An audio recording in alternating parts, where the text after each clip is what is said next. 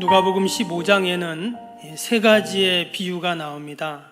첫 번째는 잃은 양 비유, 두 번째는 잃은 드라크마 비유, 그리고 세 번째는 우리가 잘 아는 탕자의 비유라고 하는 잃은 아들의 비유, 이 세 가지가 나옵니다. 이 세 가지 비유의 공통점은 뭔가를 잃었다가 다시 찾았다라는 것입니다. 첫 번째는 양을 잃어버렸는데 다시 찾은 것이고, 두 번째는 돈을 잃어버렸는데 찾았고, 세 번째는 아들을 잃어버렸다가 다시 찾은 그런 내용입니다. 그리고 우리도 살다 보면 뭔가를 잊어버렸다가 또 찾는 그런 일들이 있습니다. 만약에 내가 작은 볼펜을 하나 잊어버렸다면 뭐 그런가 보다 하지만, 그럼 만약에 내가 많은 돈을 잃어버렸다면 어떨까요? 사랑하는 가족을 잃어버렸다, 아니면 건강을 잃어버렸다, 그럼 참으로 안타깝죠. 또 반면에 내가 그것을 다시 찾았다면 기쁨도 배가가 될 것입니다. 오늘 누가복음 15장은 바로 그런 잃었다가 찾은 그런 내용인데요. 근데 우리가 한 가지 이 비유의 말씀들을 우리가 살펴보면서 한 가지 꼭 기억할 것이 있는데, 말씀을 다시 한번 자세히 읽어보면 우리가 지금 말하는 이 비유의 제목들이 조금 바꿔야 된다라는 생각을 합니다. 무슨 말이냐면, 잃은 양 비유라고 이렇게 말을 하지만 말씀을 잘 묵상해 보면 잃은 양을 찾은 목자 비유다, 이렇게 제목을 붙여야 한다는 거죠. 잃은 드라크마도 마찬가지입니다. 잃은 드라크마를 찾은 여인의 비유, 그리고 마지막은 잃은 아들을 찾은 아버지의 비유가 적절한 제목입니다. 왜냐하면 성경은 정확하게, 우리는 무심코 읽었지만 정확하게 목자와 여인과 또 아버지에게 초점을 맞추고 있기 때문입니다. 여러분, 성경의 큰 테마 중에 하나는 뭐냐면 잃었다가 찾는 겁니다. 누가복음 19장 10절에 보면 예수님 뭐라고 하셨냐면, 인자가 온 것은 잃어버린 자를 찾아 구원하려 함이니라 하셨습니다. 그래서 인자는 예수님을 말씀하는데, 내가 이 땅에 온 이유가 뭐냐면 잃어버린 자를 찾기 위해서다, 이렇게 분명히 말씀을 하셨어요. 그래서 목자가 잃어버린 양을 찾고, 여인이 잃어버린 동전을 찾고, 또 아버지가 집 나갔던 아들을 찾고 기다리고 맞이하는 이 이야기가 성경의 메시지다라는 것입니다. 그럼 이 시간도 집 나갔다가 들어온 아들을 기쁨으로 열렬히 맞아주었던 아버지처럼 주님 전에 나오시고 예배의 자리에 나오신 저와 여러분들을 하나님이 기뻐하시고 또한 천국 잔치를 베푸셔서 맞이해 주실 줄로 믿습니다. 아멘. 오늘 우리 양 권사님 앞에 앉아 계시니까 너무 제가 갑자기 울컥했어요. 코로나 때문에 그동안 못 나오시다가 딱 왔는데 딱 권사님 얼굴을 뵈니까 너무 감사하고, 이렇게 함께 예배드리게 돼서 너무 감사합니다. 우리가 지난 주일 그 집 나간 아들을 끝까지 기다려주는 인내하는 아버지를 살펴보았죠. 또 그 아들이 집에 왔을 때 하나도 물어보지도 않고 그 아들을 다 용서해주는 아버지를 보았습니다. 또 아들을 위해서 큰 잔치를 열었어요. 흥이 있는 아버지를 살펴보았습니다. 오늘은 가정의 화목을 위해서 아버지의 권위까지도, 자존심까지도 다 내려놓고 마음이 상해 있는 그 맏아들, 첫째 아들을 설득하는 아버지의 모습을 보면서 다시 한번 나를 향하신 그 하나님의 사랑을 되새기는 복된 시간이 되시기를 축복합니다. 여러분, 집 나갔던 탕자 그 아들이 흉년을 만납니다. 환난을 만나요. 그러니 자신의 죄가 보이기 시작합니다. 뭐가 그렇게 당당한지, 아버지가 아직 돌아가시지도 않았는데 시퍼렇게 살아있는데 재산을 달라고 떼를 씁니다. 그런데 자신이 이제 아버지의 마음을 아프게 했구나 하는 죄를 깨닫게 되죠. 그래서 위에 보면 18절에 그 집에 돌아온 아들이 이런 고백을 합니다. 내가 하늘과 아버지께 죄를 지었사오니 라고 고백을 했어요. 이 둘째 아들은 흉년을 만나보니까, 여러분, 흉년이면 사람들이 다 죽는 줄 압니다. 근데 때로 어떤 흉년은 사는 흉년도 있다라는 거예요. 왜냐? 지금 이 둘째 아들은 흉년을 만나서 집으로 아버지께로 돌아왔기 때문입니다. 흉년의 때 자신의 죄를 보고 하나님의 은혜를 기억하고 하나님 아버지의 품으로 돌아온다면 여러분 그 흉년은 분명 살리는 흉년이 되는 줄로 믿습니다. 오늘 돌아온 아들을 아버지는 환대했습니다. 그 아들은 생각하기에 내가 아버지 종이라도 되면 좋겠다 이렇게 아버지에게 말을 합니다. 그러나 아버지는 무슨 말이냐고 하면서 가장 좋은 옷을 내어다 입히고 손에 가락지를 끼우고 새 신발을 신기고 살찐 송아지를 잡아 잔치를 엽니다. 여러분 가장 좋은 옷은 어떤 옷일까요? 그 집에서 아버지의 옷이 가장 좋은 옷인데 그것을 아들에게 입혀준다는 말은 말 그대로 너는 내 아들이야 라는 증표입니다. 또 살찐 송아지를 잡는다는 말은 여러분 당시에는 고기를 먹기 힘든 때였습니다. 여러분 우리도 사실 이렇게 마음대로 고기 사 먹은 게 얼마 안 되잖아요. 우리 어르신들은 다 그런 경험이 있으시잖아요. 근데 이 고대 사회는 당연히 고기를 먹을 수가 없는 시대예요. 아주 특별한 잔치나 행사 때나 고기를 먹게 되는데 지금 살찐 송아리를 공수해서 지금 잔치를 열고 있습니다. 기꺼이 아들을 위해서 이런 잔치를 연 겁니다. 여러분 이전에 아들이 아버지를 떠났을 때 종착역은 어디입니까? 돼지우리예요. 기껏해야 돼지우리입니다. 그런데 아버지께 돌아오니까 잔치의 주인공이 되었어요. 여기까지가 잃은 아들을 찾은 아버지 비유의 1막입니다. 그리고 이제 오늘 25절부터 2막이 시작됩니다. 1막에서는 그 아버지의 하나님의 값없는 은혜를 보여주었다면 이 2막에서는 그 은혜의 대가 그리고 이 비유와 이야기의 참된 절정을 보여줍니다. 이어지는 내용을 보면 이제 밭에 일하러 나갔던 첫째 아들 맏아들이 집으로 돌아오게 됩니다. 집에 돌아와 보니 큰 잔치가 열렸어요. 그래서 종을 부릅니다. 이게 무슨 일이냐 했더니 둘째 아들이 돌아와 주인 어른이 잔치를 지금 열었습니다 하는 이야기를 하게 됩니다.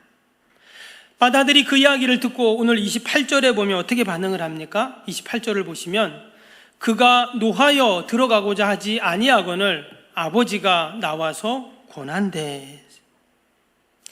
지금 집 나갔던 아들이 돌아왔더니 이번에는 큰아들이 지금 집에 안 들어오려고 하는 것입니다. 이 지금 큰아들은 아버지와는 전혀 이 동생에 대해서 다르게 생각을 하고 있습니다. 그리고 이 모습은 결국 아버지에 대한 불신임의 표를 던진 겁니다. 오늘 29절 30절에 그 내용이 나옵니다.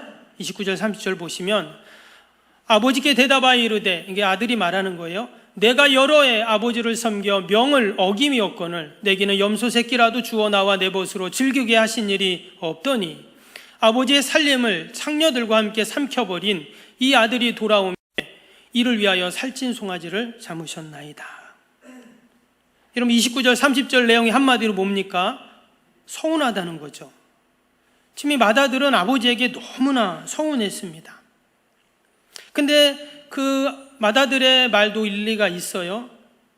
여러분 이 잔치를 지금 사실 누구를 위해 열어야 합니까? 그동안 늘 아버지 옆에서 아버지 말을 잘 듣고 충성하고 누구보다 가정의 평화를 잘 지켜낸 맏아들을 위해서 잔치를 연다면 이해가 되는데 지금 아버지 마음을 아프게 하고 지금 가족에게 먹칠을 한 그 집 나갔다 돌아온 아들을 위해서 지금 잔치를 열고 있습니다. 아버지는 왜 이렇게 했는가?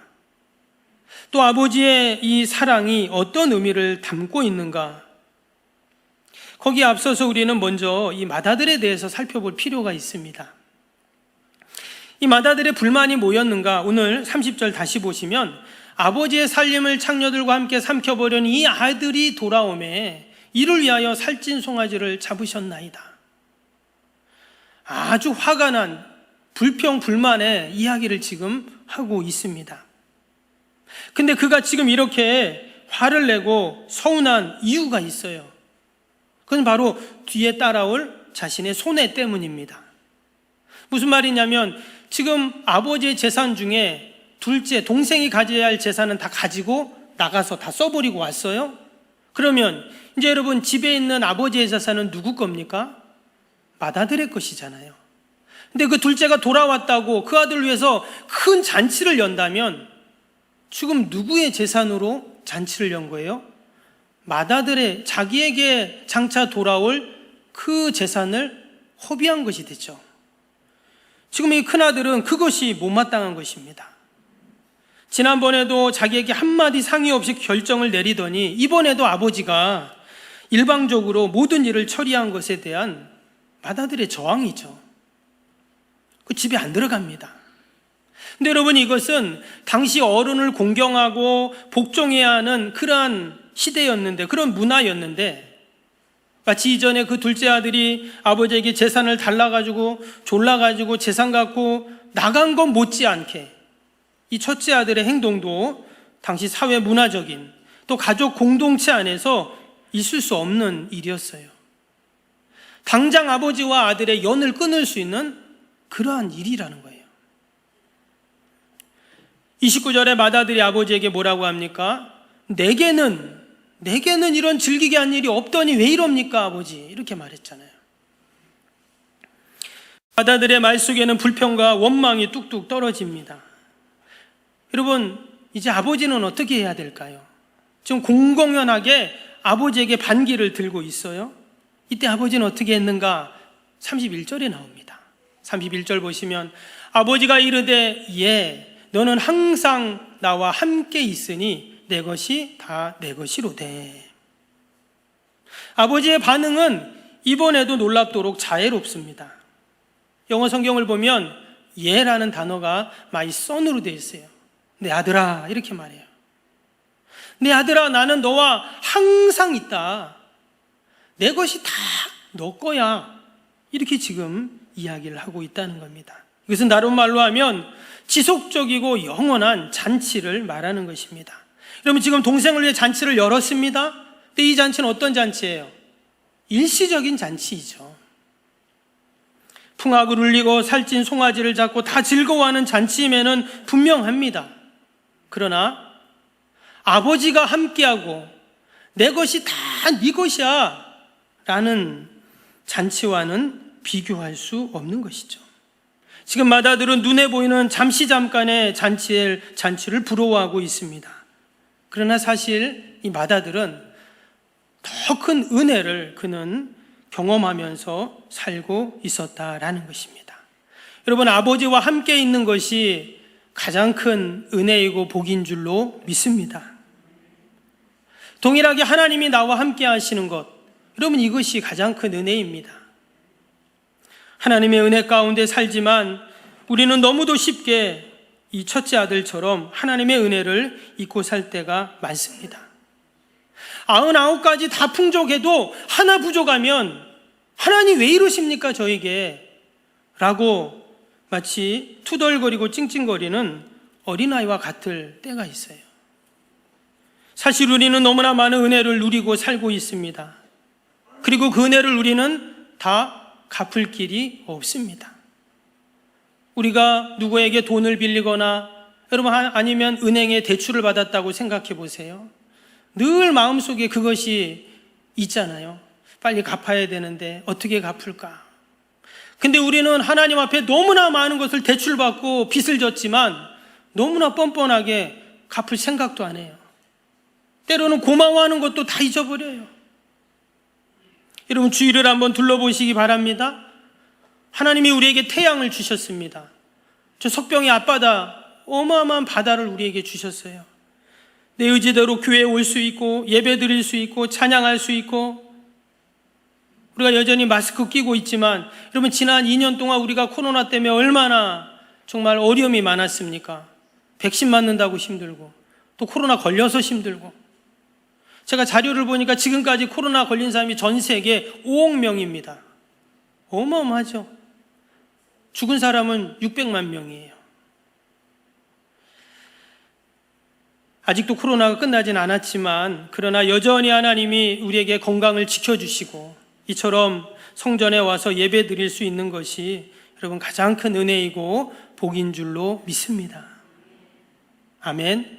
우리 함께 아까 했던 찬양 있죠? 복음성가. 내가 누려왔던 모든 것, 내가 지나왔던 모든 시간, 내가 걸어왔던 모든 순간 당연한 것이 아니라 은혜였다. 우리 찬양 다시 한번 우리 찬양하면서 하나님의 은혜를 되새기는 시간 갖기 원합니다. 하나님은 늘 우리에게 은혜였습니다. 내가 누려왔던 모든 것들, 내가 누려왔던 모든 것들이, 내가 지나왔던 모든 순간이, 내가 걸어왔던 모든 순간 당연한 것이 아니라 은혜였소. 당연한 것 아니라 은혜였소. 아침 해가 뜨고 저녁에 노을, 봄의 꽃향기와 가을의 열매, 변하는 계절의 모든 순간들이, 변하는 계절의 모든 순간 당연한 것 아니라 은혜였소. 당연한 것 아니라 은혜였소. 모든 것이 은혜,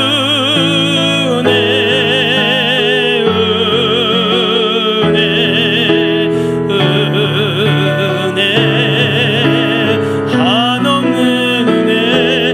내 삶에 당연한 것 하나도 없었던 것을, 모든 것이 은혜, 모든 것이 은혜입니다.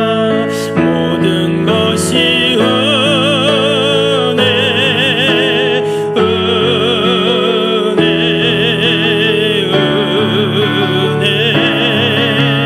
한없는 은혜. 내 삶에 당연한 것 하나도 없었던 것이, 모든 것이 은혜였소. 아멘. 여러분, 당연한 것은 아무것도 없습니다. 그러면 내가 수고하고 내가 노력하고 내가 땀 흘리고 열심히 살아서 이런 은혜를 누립니까? 때로는 그런 은혜도 있어요. 그러나 우리는 그 은혜로만은 살지 못합니다. 하나님이 우리에게 주시는 그 은혜가 아니면 우리는 살 수 없는 줄로 믿습니다. 우리 성도들은 때로는 집 나갔던 둘째 아들처럼 자신의 죄를 보고 아버지께 돌아오는 일도 해야 하지만, 집에 있던 첫째 아들처럼 그 잊었던 하나님의 은혜를 되새기며 하나님의 은혜에 보답하는 그런 믿음의 삶을 우리는 살아야 할 줄로 믿습니다. 지금 이 첫째 아들은 그 구원의 잔치에 들어오지 않고 있습니다. 그것은 자신의 나쁜 행위에 대한 회개가 아니었어요. 선한 행실에 대한 교만입니다. 도리어 둘째 아들은 자신의 죄를 보고 그 구원의 잔치에 참여하고 있죠. 오늘 29절에 고백한 것처럼 내가 여러의 아버지를 섬겨 명을 어김이었거늘 내게는 염소 새끼라도 주어 나와 내 벗으로 즐기게 하신 일이 없더니라고 했어요. 이 형의 문제의 핵심은 뭡니까? 스스로 의롭다고 여기는 거예요. 나는 염소 새끼 한 마리도 내가 이렇게 수고했는데 한 마리도 안 주더니 이게 지금 뭡니까? 자신의 도덕적 이력을 내세우고 있습니다. 그러면서 자신의 의로움을 통해서 아버지와 형을, 동생을 비난하고 있습니다. 근데 여러분, 진정 의로운 형이라면 어떻게 해야 할까요? 진정 의로운 아들이라면 사실 동생이 집 나갔을 때 쫓아가서 그 동생을 말려야 합니다. 아니면 이웃나라 찾아가서 그 동생을 타일러서 그래도 네가 우리 피부친데, 네가 피부친데 하면서 그 동생을 데려와야 의로운 형인 것이죠. 그는 아버지의 마음을 헤아리지 못하고 있었습니다. 그리고 도리어 아버지를 의심하고 비난하고 책망하고 있는 것이죠. 이제 집에 들어온 둘째 아들 대신 첫째가 집을 나갈 판입니다. 여러분, 놀라운 것은 이 아버지의 사랑은 너무나 크고 너무나 넓고 너무나 깊다는 겁니다. 둘째 아들을 받아들인 것도 그렇지만 여러분, 이 첫째 아들에 대해서 아버지는 어떻게 합니까? 그 맏아들 첫째도 사랑으로 그를 감싸고 있습니다. 마치 저 석병 앞바다의 바다처럼 모든 것을 다 품어요. 우리가 그것을 알 수 있는 것이 앞에 오늘 15장 1절에서 3절까지 내용을 보면 압니다. 오늘 이 비유의 말씀을 누구에게 전하고 있냐면 모든 세리와 죄인들이 말씀을 들으러 가까이 나왔다 그랬어요. 그리고 또 2절에 보면 바리새인과 서기관들이 수군거려 이르되 이 사람이 죄인을 영접하고 음식을 같이 먹는다 하더라. 예수께서 그들에게, 여기서 그들은 세리와 죄인을 말합니다. 또 바리새인과 서기관을 말해요. 마치 세리와 죄인은 집 나갔다 돌아온 둘째 아들이라면 지금 이 바리새인과 서기관은 집에 있었던 자신의 의로움만을 드러냈던 맏아들과 같은 모습이죠. 주님은 둘 다 소중히 여기셨습니다. 그래서 그들에게 이 말씀을, 하늘의 진리를 말씀하셨죠. 지금 이 아버지도 마찬가지입니다. 그 사랑의 잔치를 열고 돌아온 둘째 아들뿐만 아니라 맏아들도 그 잔치에 참여하기를 간절히 바라고 있습니다. 아버지의 권위도, 아버지의 체면도, 자존심도 다 내려놓고 밖에 있는 아들에게 가서 지금 아들을 설득을 하고 있습니다. 오늘 다시 15장 20절을 한번 보겠습니다. 앞에 20절 말씀에 보면 이에 일어나서 아버지께로 돌아가니라. 아직도 거리가 먼데 아버지가 그를 보고 측은히 여겨 달려가 목을 안고 입을 맞추니. 둘째 아들이 돌아왔을 때 아버지가 아직도 거리가 멀지만 아버지가 먼저 뛰어나가서 그 둘째 아들을 다 끌어안고 입을 맞추는 그 내용입니다. 이 말은 지금 아버지는 어디를 보고 있습니까? 아직도 거리가 멀지만 집 나간 아들이 돌아오기만을 늘 보고 있었던 거예요. 근데 여러분, 지금 아버지는 그 둘째 아들만 보고 있었는가? 그렇지 않습니다. 집 나간 둘째 아들도 기다리고 그 길을 보고 있었지만 지금 밖에 일하러 나갔던 첫째 아들도 기다리고 있었다라는 것입니다. 이처럼 아버지는 늘 기다리고 있어요. 왜냐? 아버지에게는 둘째나 첫째나 다 귀하기 때문입니다. 아버지는 둘째에게도 은혜를 베풀었고 첫째에게도 은혜를 베풀고 있습니다. 이 가정은 이 아버지의 그 헌신과 사랑과 그 인내와 수고로움으로 인해 행복한 가정입니다.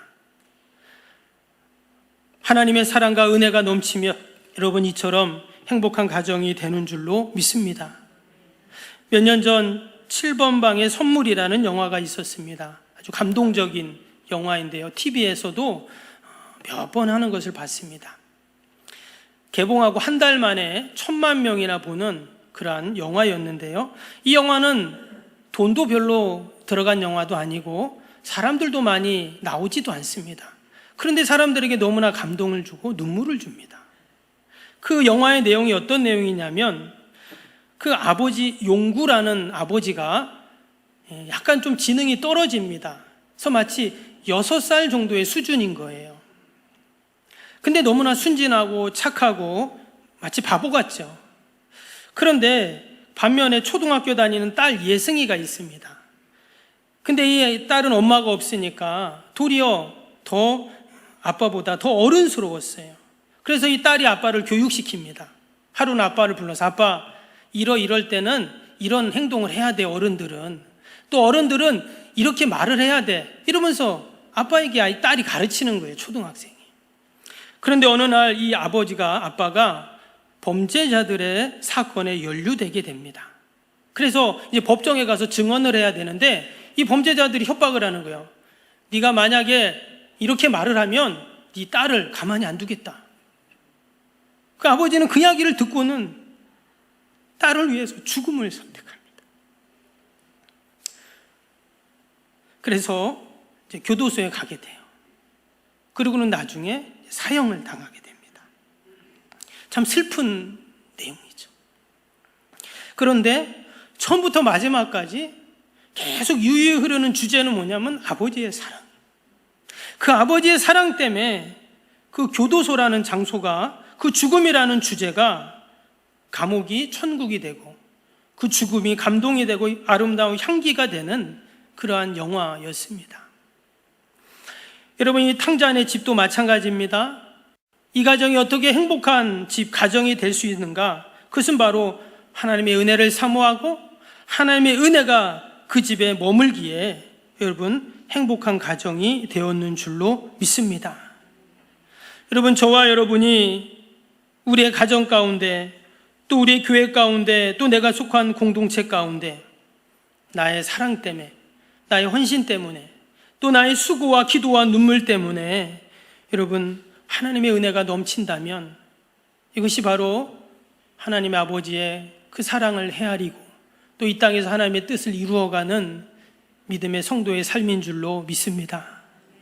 한 주간을 살면서도 날 향하신 그 아버지의 사랑을 우리가 기억하고 늘 그 사랑에 감사하고 또 그 사랑을 실천하는 저와 여러분이 되시기를 주님의 이름으로 축복합니다. 기도하겠습니다.